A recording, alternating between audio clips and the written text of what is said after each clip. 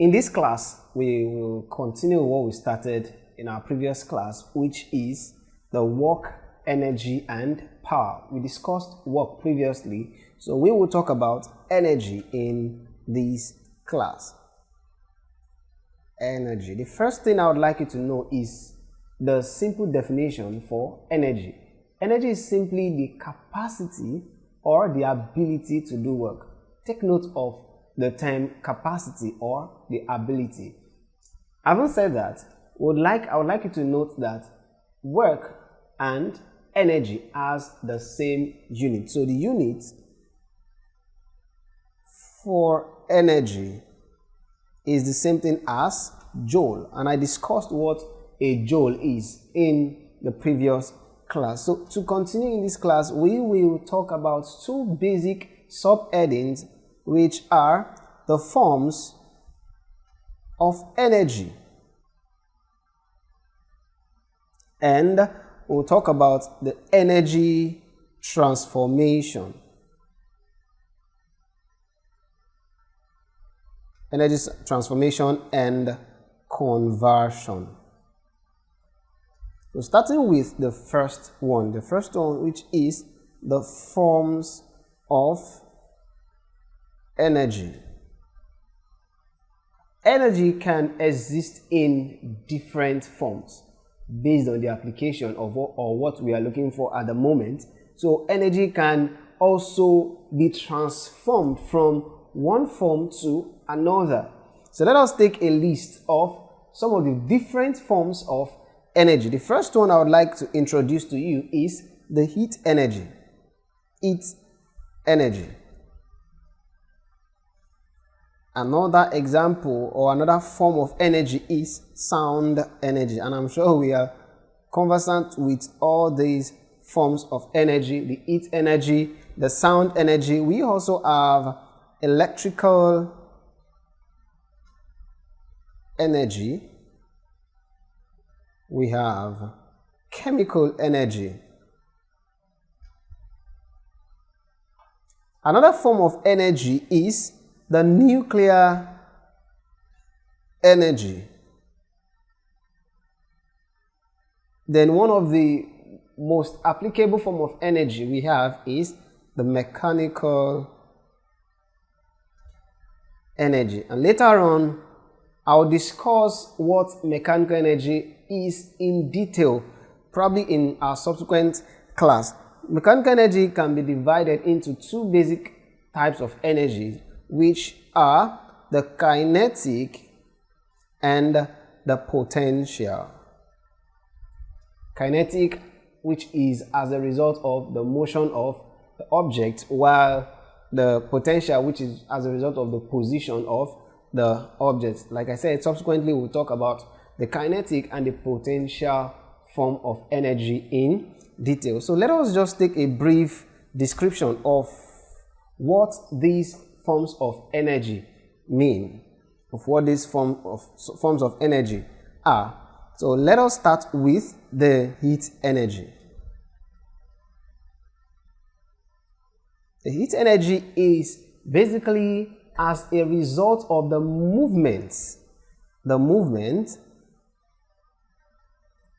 of tiny particles called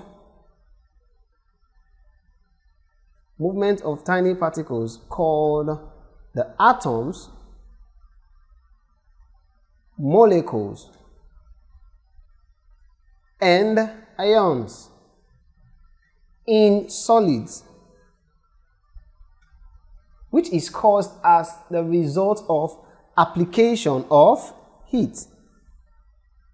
So this is an exam question. The form of energy that is caused as a result of the application of heat is called heat energy. So it is formed as a result of the application of heat. This is basically a brief introduction into the concept of the heat energy. Another form of energy that we will look at is the sound energy. And what is the sound energy? Before I discuss what sound energy is, I would like to tell you what sound is. Sound is anything you can hear with your bare ears. Is that okay? But the energy that causes this kind of sound is called the sound energy. So in details, sound itself is the movement of energy through a substance such as the air, such as water, and so on and so forth, which is caused by a particular term called vibration. So sound energy or sound is actually caused by vibration. That is the vigorous or random movement of these tiny particles in a particular matter. You remember, air consists of some particles. So when these particles move around vigorously by the way of vibration, then sound is produced. Alright, sound energy is also produced when a force causes an object to vibrate. So it is caused when a force causes an object to vibrate. Having said that, we can also talk about another form of energy, which is the electrical energy. Electrical energy. And what is electrical energy? It is basically the effect of the movement of electrical charges around a conductor, or from one point to another around a conductor. So when electrical charges moves about in a particular conductor, the form of energy that is caused there is called the electric energy. The electric energy. And these electrical charges are known as the movement of these electrical charges is called electricity. Electricity. Now let's take a look at the other form of energy, which is called the nuclear energy. Nuclear energy. What is the nuclear energy? Now, it is also known as the atomic energy. So in some cases, you might be asked, what is atomic energy? It is still the same thing as the question, what is nuclear energy? It is simply the energy that is stored in the nucleus of an atom. The energy stored in the nucleus of an atom is what we call the nuclear energy, and it is also the energy that is responsible for holding the nucleus together. The energy responsible for holding the nucleus together and can be released when the nuclei is either combined through a process called fusion or split through a process called fission. Right, so the type of energy in this form is called the nuclear energy. And finally, before we look at the other aspects, we will talk about the mechanical energy, which I said is further divided into kinetic and potential energy. What is mechanical energy? It is simply the kind of energy that results as a result of mechanical work. It is as a result of mechanical work. And I said it is divided, like you can see here, into two, kinetic and potential energy. While kinetic is a form of energy that is as a result of the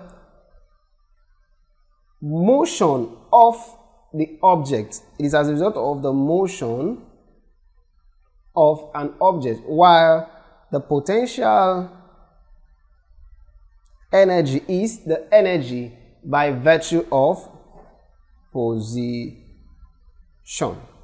Now, these are the basic forms of energies that we have. Like I said, we also have chemical energy, we have light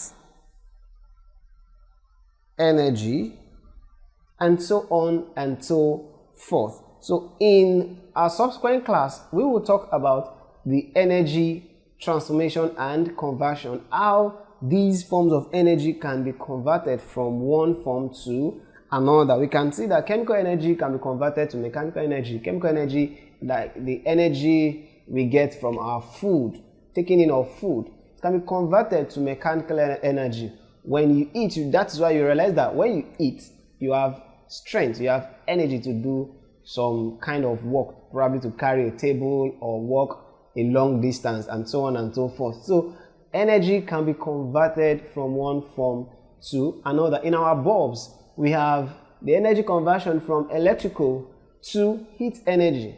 That's why if you touch your bulb, you realize that most times it is very hot. Is that okay? So energies can be converted from one form to another. We'll discuss that in detail in our next class. So do not miss the next class. See you there.